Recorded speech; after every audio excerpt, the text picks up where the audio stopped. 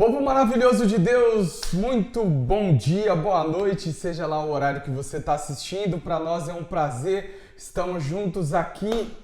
Pastor Marcos Moraes, aqui está meu Instagram aqui no GC. Eu quero que você já segue aí, compartilha esse link, já vai compartilhando. Antes da gente iniciar, eu quero convidar você aí a seguir a página, a se inscrever agora no canal e compartilhar essa live. Fecha o chat ao vivo, copia, compartilha para o máximo de pessoas possível. Também se inscreve no canal, isso é muito importante para que a gente consiga fluir e alcançar o maior número de pessoas possíveis. Outro detalhe importante é você ser ativo. Então participe aí, no chat ao vivo, fala para mim se tá tudo certo, se tá som e imagem, tudo bonitinho e caminhando bem. Hoje nós estamos reunidos para mais um dia do estudo da Palavra de Deus e hoje nós vamos ver Gálatas capítulo 4, um capítulo muito importante para dentro dessa carta que é considerado o grito de liberdade cristã, o grito de liberdade em Cristo Jesus. Deixa eu reforçar mais uma vez para você se inscrever no canal, curtir, comentar e compartilhar esse vídeo porque você deixa ele disponível para o máximo de pessoas possíveis. Tá bom? Isso é importantíssimo. E antes da gente começar o capítulo 4, eu quero convidar você a orar comigo hoje, em nome de Jesus. Um capítulo tão importante desse, nós precisamos invocar a presença de Jesus, a presença do Espírito Santo, para nos conduzir em conhecimento da palavra de Deus. Isso que vai nos direcionar. O que traz diferença entre apenas um estudo de um conhecimento, por exemplo, de uma ciência, de uma matéria, da palavra de Deus é a condução do Espírito Santo e nós vamos invocar a presença dele agora em oração. Vamos orar? Bora orar junto em nome de Jesus. Pai, nós oramos agora, Espírito Santo de Deus e da verdade. Oramos para que o Senhor venha falar conosco de uma maneira especial. Pai, que nós possamos ouvir a Tua voz, compreender o Teu querer. Pai, nós invocamos a Tua presença. Fala com o Teu povo em nome de Jesus. Fala com a Tua igreja em nome de Jesus. Abre os nossos ouvidos, a nossa mente, o nosso coração, para que nós possamos compreender a Tua vontade. Pai, fala conosco, visita agora, Pai, em nome de Jesus, a cada vida, cada um que está, Pai, agora, nesse momento, Senhor, necessitado da Tua presença. Nós invocamos, Senhor, o Teu poder. Nós te pedimos, Senhor, fala com a Tua igreja, fala com o Teu povo, visita agora os leitos de hospital, visita agora aqueles que estão ouvindo no carro, viajando, seja onde for, Pai. Em nome de Jesus, nós te pedimos, fala conosco. Nós invocamos a Tua presença manifesta. Pai, que o Teu Santo Espírito flua através de nós e a partir de nós, em nome de Jesus. Nós oramos crendo no Teu poder, crendo na Tua unção e crendo na Tua direção, em nome de Jesus. Amém, amém e amém. Meu irmão, antes da gente entrar no capítulo 4, vamos aqui entender algumas coisas importantes, né? A carta de Gálatas, aos Gálatas, é uma epístola e é uma das epístolas mais importantes escrita pelo apóstolo Paulo e faz parte do Novo Testamento da Bíblia, né? Ela foi escrita entre 49 e 50 depois de Cristo e ela é dirigida aos cristãos da região da Galácia, uma área atual hoje que é a Turquia, porção do território da Turquia. A introdução da carta é uma perspectiva, é uma retomada que destaca o contexto histórico, teológico e eclesiástico da carta, bem como seus primeiros objetivos e características distintas. A gente vai ver algumas coisas importantes. Primeiro, ela vai defender a justificação pela fé. Isso é importantíssimo você saber. Em segundo lugar, ela vai combater o legalismo religioso e principalmente aqui do movimento judaico, né? da cultura judaica ali e da religião judaica. E vai reafirmar também a autoridade apostólica do apóstolo Paulo. Então a gente falou no capítulo 1 aí sobre o objetivo, a introdução da carta. Não existe outro evangelho a não ser esse pregado. E qual é o evangelho pregado? Jesus morto, ressurreto e o envio do Espírito Santo.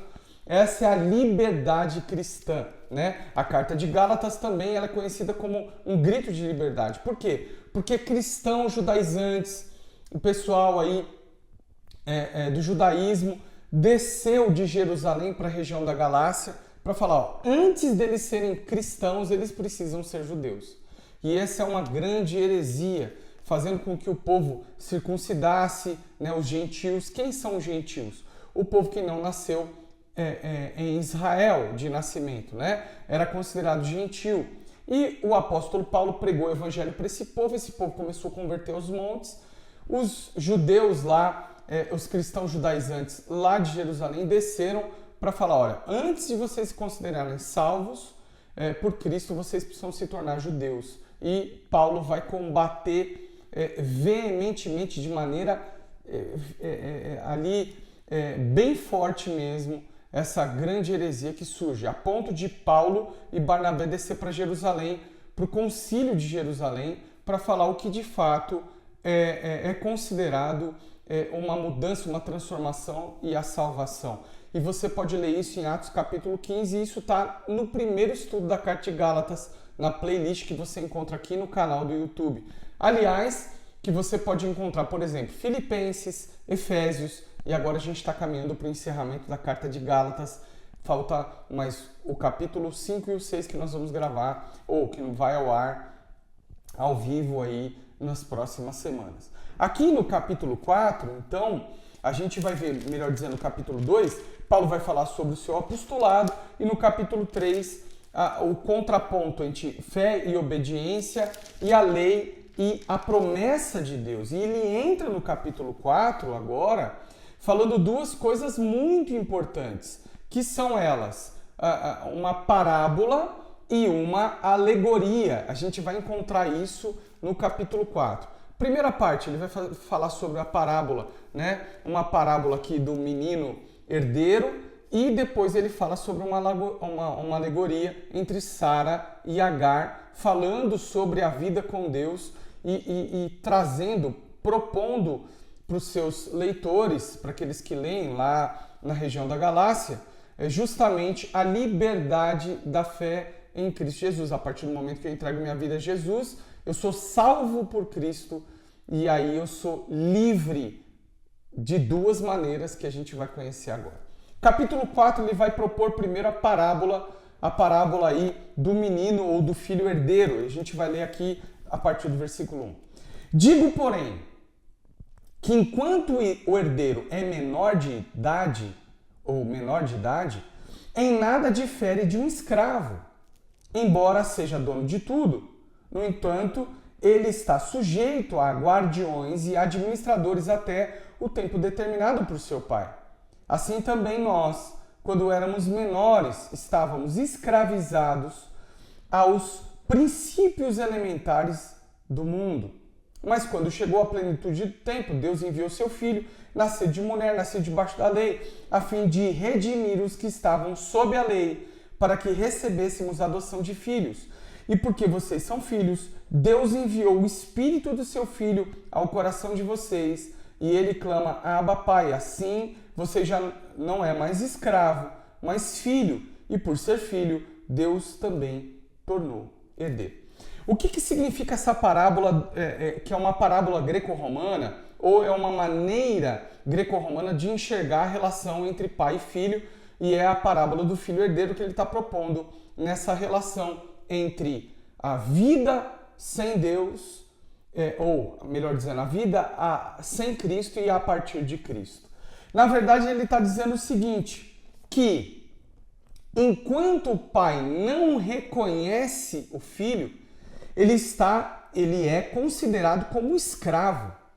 E ele participa até mesmo desse ambiente junto com os escravos. Quando ele propõe aqui que há um tutor, né, no versículo 2, que ele diz há guardiões e administradores, ou seja, tutores até que ele se torna, ou que ele seja reconhecido filho, esse também, tutor, esse guardião, esse administrador, também é um escravo. Então, o que Paulo está dizendo é que sem Cristo Jesus, nós somos escravos. Judeu, escravo da lei, e gentil, escravo das entidades, dos ídolos, da vida pagã. há uma escravidão. E essa escravidão só é cessada em Cristo Jesus. Então o Pai só reconhece essa filiação a partir do envio do seu Filho Jesus, e a partir de Cristo nós então somos reconhecidos como filho. E essa filiação nos dá liberdade. E essa liberdade, insisto, é a liberdade da lei, da proposta cultural judaica, da religião judaica, e também liberdade do paganismo, dos ídolos. Ok? O que acontece aqui? Quando ele diz no versículo 4 e no versículo 6 que Deus enviou o seu Filho, ele está dizendo que ele envia a partir dele mesmo. Então Deus envia o seu Filho a partir dele mesmo, que por meio de Cristo nós recebemos a adoção de filhos. Então, escravos até o reconhecimento do Pai. Judeu, escravo da lei; gentil, escravo dos ídolos, escravo do paganismo, distanciado de Deus, escravo ainda por não ter sido reconhecido como filho. E como acontece esse reconhecimento? Por meio da adoção. Quando Jesus vem, então ele nos redime da lei e nos recebe por meio de adoção como filhos. E porque vocês são filhos, Deus enviou o Espírito ao coração de vocês. A partir de Cristo Jesus, então nós recebemos o Espírito de Deus. E esse Espírito que agora habita em mim faz com que eu reconheça Deus como Pai. E aqui ele vai usar a expressão no versículo 6, Abba, Pai, que significa, a intimidade de ser filho de Deus. Agora eu chamo ele de papaizinho, de ele estar próximo de mim e de ser reconhecido não mais como um Deus distante, distanciado de mim, mas um Deus agora que habita em mim, e por meio desse Espírito eu reconheço a paternidade de Deus. E no versículo 7 ele vai dizer: assim vocês já não são mais escravos, ou assim você já não é mais escravo, mas filho. E por ser filho, Deus também o tornou herdeiro, ou seja, a partir desse instante eu recebo essa herança. Tudo que está disponível a Cristo, eu tenho acesso por meio de Cristo, por conta dessa adoção. Então agora eu não sou mais escravo de um conjunto de leis.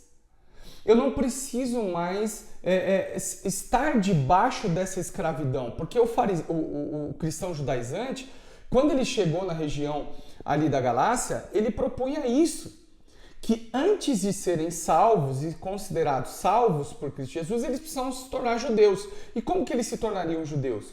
Seguindo as cerimônias religiosas dos judeus, ou seja, a circuncisão e todas as demais coisas preconizadas na lei.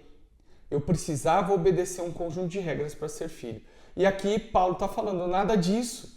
Eu era escravo, judeu debaixo da lei, o gentio debaixo do paganismo, dos ídolos, e nós somos livres e reconhecidos como filhos a partir do momento que o Pai então envia Jesus Cristo. Eu sou livre. E essa liberdade é uma liberdade que não só me tira do pecado, mas ele também me tira de um sistema religioso. Ou seja, tudo aquilo que vai competir em pé de igualdade com a obra salvífica de Cristo na cruz do Calvário é considerado escravidão. Escravidão. Não é só a proposta do pecado que me escraviza, mas também é pecado considerar qualquer obra ou qualquer ato religioso como necessário para se obter ou se alcançar salvação. Ou seja, só Jesus, só o que ele fez na cruz, Deus enviando de si o seu Filho, que assim, por meio do seu Filho, nós somos herdeiros, nós somos considerados filhos também por meio da adoção e, consequentemente, herdeiros. Paulo vai falar isso no continuar da carta, no versículo 8. Ele vai falar com os gentios. Ele vai falar: antes, quando vocês não conheciam a Deus, eram escravos daquele que, por natureza, não são deuses. Ou seja, a escravidão dos gentios era de idolatria, do paganismo, dos ídolos. Mas agora, conhecendo a Deus, ou melhor, sendo por Ele conhecidos, como é que estão voltando àqueles mesmos princípios elementares, fracos e sem poder? O que era a proposta dos cristãos judaizantes?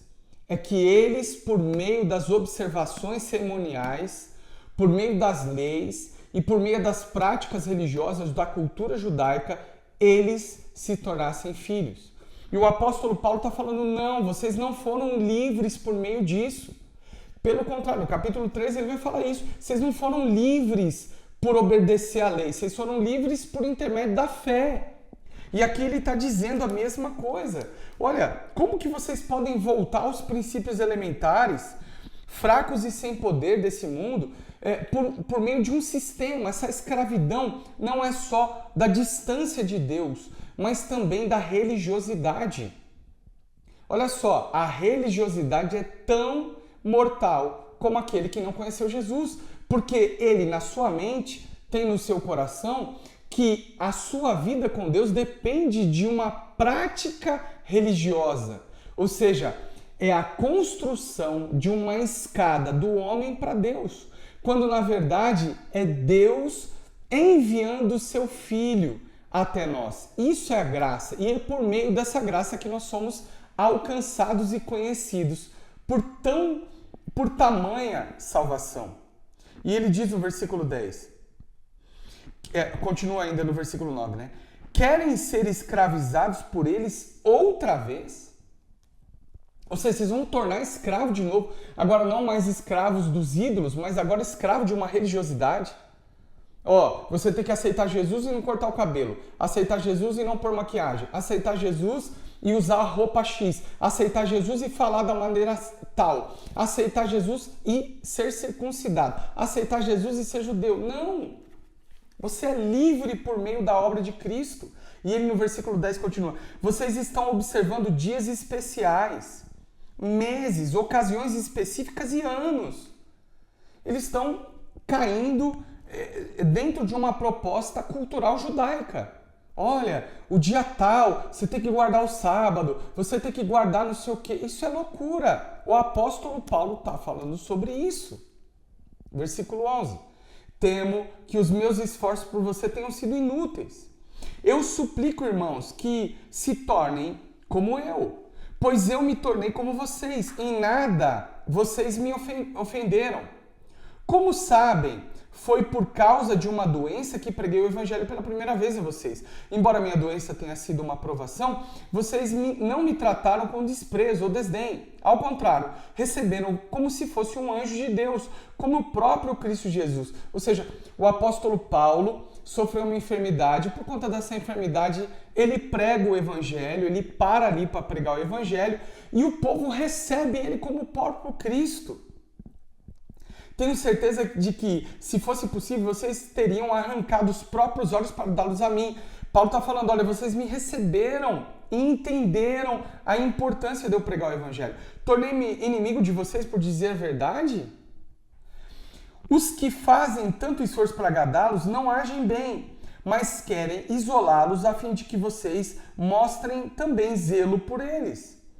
É bom sempre ser zeloso pelo bem, e não apenas quando estou presente. Meus filhos, novamente estou sofrendo dores de parto por sua causa, até que Cristo seja formado em vocês. Eu gostaria de estar com vocês agora e mudar o meu tom de voz, pois estou perplexo quanto a vocês. O apóstolo Paulo está falando, eu estou sofrendo de novo por conta de vocês. Vocês me receberam de maneira maravilhosa, eu preguei o evangelho e vocês entenderam que era o próprio Cristo pregando, mas agora tem gente corrompendo vocês, para vocês dar essa importância para eles também. Paulo falou, eu queria estar aí para falar com um tom de voz alto, para dizer, vocês são loucos, vocês estão voltando para a escravidão, agora não mais do pecado da idolatria, mas do pecado da religiosidade, tentando se aperfeiçoar por meio da obediência de práticas culturais judias e também pela lei mosaica. E agora ele vai propor não mais uma parábola, mas uma alegoria, falando sobre Sara e Agar. E ele vai dizer no versículo 21. Digam-me vocês, os que querem estar debaixo da lei. Acaso vocês não ouvem a lei? Olha só, tem um povo ali que entrou, corrompeu, e tem alguns que estão defendendo essa visão em religiosidade da prática da cultura judaica e da observância da lei proposta pelos cristãos judaizantes. Já se perverteram. E ele está chamando a atenção. Acaso vocês não ouvem a lei?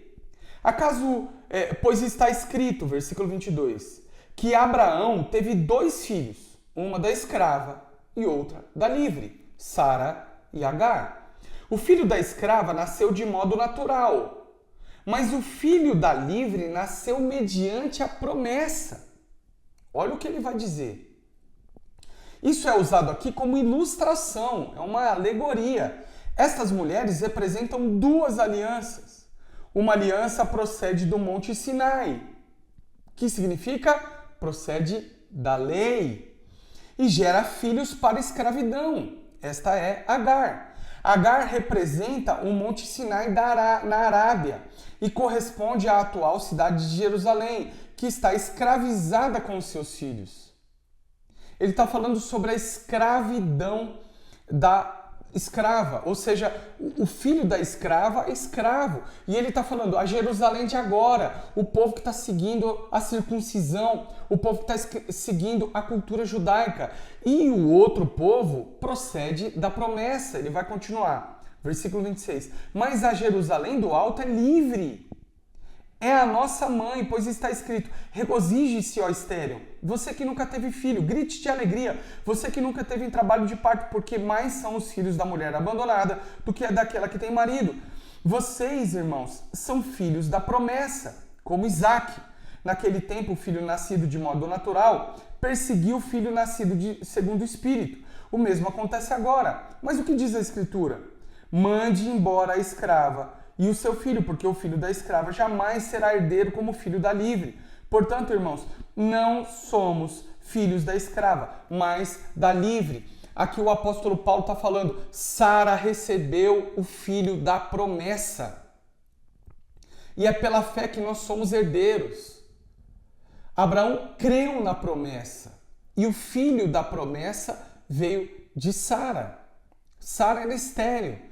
Deus concedeu a ela ser mãe. Nós somos filhos pela fé. Todo aquele que crê em Jesus é filho de Deus. Não por um conjunto de leis, não por aquele que está debaixo da lei, da escrava. Não, nós somos livres. É isso que o apóstolo Paulo está propondo. Jerusalém de agora é o sistema religioso judeu. Paulo está falando, olha, Jerusalém, filho de Agar agora, é o sistema religioso judeu. E esse sistema religioso vale para qualquer um.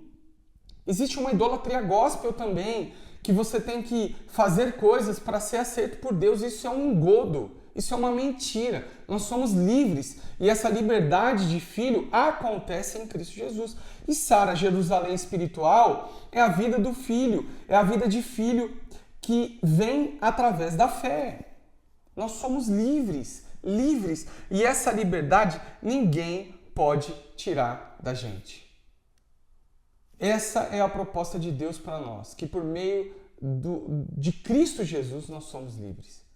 O apóstolo Paulo está dizendo no capítulo 4, olha, existe 2 tipos de escravidão. A escravidão de não conhecer Jesus e a escravidão da religiosidade, proposta pelos judeus. Nós somos livres. Em Cristo somos livres. Em Cristo, nós obedecemos ao Senhor pelo Espírito que Ele enviou dele mesmo. Nós somos conduzidos por esse Espírito. Nós não precisamos de um conjunto de regra. Nós, por meio do Espírito e da revelação da palavra, do conhecimento da palavra de Deus, nós obedecemos ao Senhor. Não é um conjunto de regras, ou a circuncisão, ou uma roupa, ou uma maneira de fazer que nos torna filhos. Não, é Cristo. Essa é a oração que eu tenho por você e essa é a liberdade que eu quero propor para nós. Nós somos filhos em Cristo. Você vai escrever agora aí nos comentários, fechar o chat ao vivo e escrever isso. Nós somos filhos em Cristo. Ponto. Exclamação. Não existe outra maneira. Não é um conjunto de regras, não é um conjunto da igreja. Há uma idolatria gospel hoje que propõe que nós precisamos fazer determinadas coisas para sermos aceitos por Deus. Não. Nós somos em Cristo Jesus aceitos por Deus como filhos. E a partir dessa filiação, o Espírito de Deus é enviado a nós, e ele habita em nós, e ele nos conduz em santidade, em santificação. A santificação é o espaço que eu abro por meio da oração, da leitura da palavra, do conhecimento de quem Deus é, da revelação de Cristo Jesus, para eu obedecer essa palavra. A linguagem de amor de Deus é a obediência, mas não há um conjunto de regras, mas aquilo que Deus propõe para mim. Conheça as Escrituras Sagradas. Nós somos livres. Espero que Deus tenha falado contigo. Eu quero muito que Deus fale com você. Esse é meu Instagram, está aqui no GC embaixo. Eu espero que você tenha aprendido um pouco mais sobre a palavra de Deus hoje. Eu quero mandar um beijo no seu coração. Se inscreve no canal, ative as notificações e vamos junto servir ao Senhor e crescer cada vez mais. Essa é o meu desejo em nome de Jesus, tá bom? Escreve aí nos comentários. Eu sou filho de Deus em Cristo Jesus, exclamação. Beijo no seu coração, fui, até outro dia, até semana que vem, em nome de Jesus.